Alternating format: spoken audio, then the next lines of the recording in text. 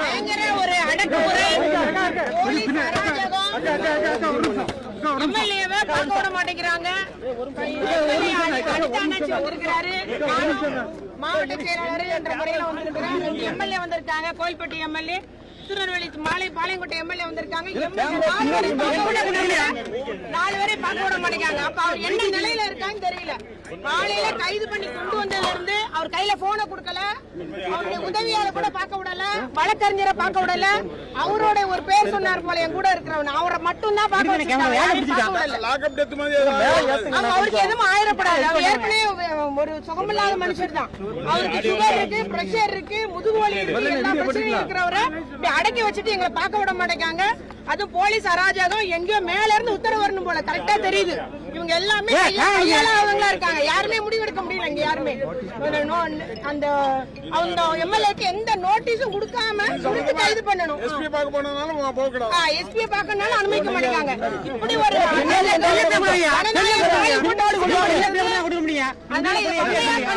மக்கள் தெரிஞ்சுக்கணும் எந்த அளவுக்கு ஆடுறாங்க இந்த ஆளுங்கட்சிக்காரங்கன்றத மக்கள் தெரிஞ்சுக்கணும். நீங்க பேசுங்க.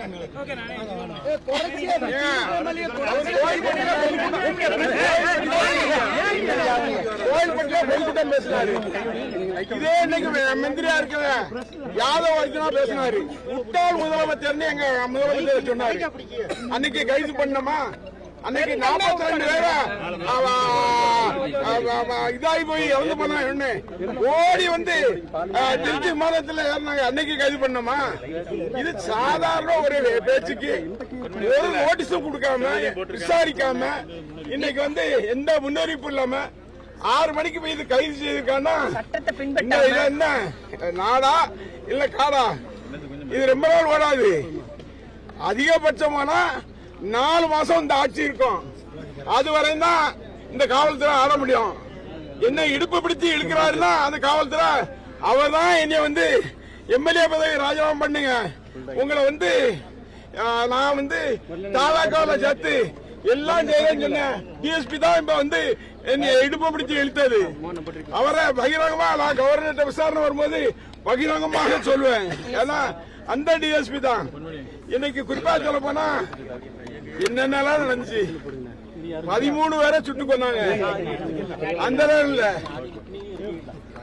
அந்த வகையில இன்னைக்கு ஸ்ரீவண்டி எம்எல்ஏ மேல கூட வழக்கு போடல. ஸ்ரீவண்டி எம்எல்ஏ மேல பாலிய வன்கொடுமை வழக்கு இருக்கு. இந்த வரைக்கும் வழக்கு போடல, அவரை விசாரிக்கல, ஒண்ணுமே பண்ணல. அப்ப அவங்களுக்கு வந்தா ரத்தம், எங்களுக்கு வந்தா தக்காளி சட்னியா? தாவக்கான ஒண்ணும் செய்ய மாட்டாங்க. திமுக உடனே அரசு அடக்குமுறை, எங்களை முதல்ல அரெஸ்ட் பண்றேன்றாங்க. இன்னைக்கு எங்களை அரெஸ்ட் பண்றேன்னு சொல்லிட்டு இருக்காங்க இந்த காவல்துறை.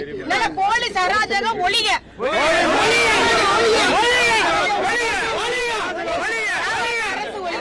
என்ன பண்ண முடியும்?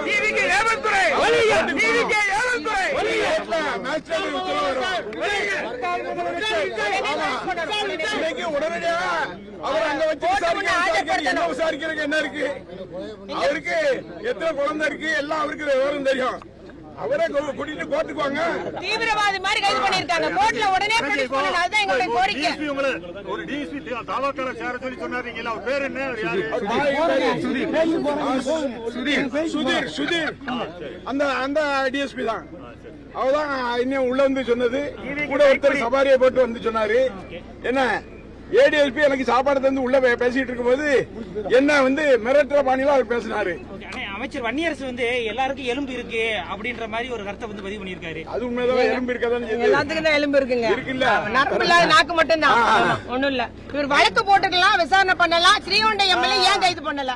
நேத்து வந்து இந்த தூத்துக்குடியில தாவாக்க நிர்வாகிகள் அந்த பொருட்காட்சி அடிச்சு நொறுக்கிருக்காங்க. ஏன் கைது பண்ணல? அப்ப எங்களுக்கு மட்டும் ஒரு விதி, இவங்களுக்கு ஒரு விதின்னு இருக்குதா? சட்டம் இருக்குதா? எல்லாத்துக்கும் ஒரே சட்டம் தான், அரசியலமைப்பு சட்டம். அடுத்த கட்டம் என்ன பண்ண போறீங்க? நாங்க இப்ப காத்துட்டு போறோம். எம்எல்ஏ அவரை வழக்கு மன்றத்துக்கு கொண்டு வரட்டும். அங்க வழக்கு மன்றத்துல நீதிபதி என்ன தீர்ப்பு சொல்றாரு கோர்ட்ல பாப்போம். காத்திருக்க போறோம். எவ்வளவு நேரம் எடுக்காங்கன்னு பாப்போம், எவ்வளவு நேரம் அவரை மிரட்டுறாங்கன்னு பாப்போம். பிளே ஸ்டோர் மற்றும் ஆப் ஸ்டோரில் இருந்து பாலிமர் செயலியை QR கோடு மூலம் பதிவிறக்கம் செய்யுங்கள். செய்திகளை உடனுக்குடன் பெறுங்கள்.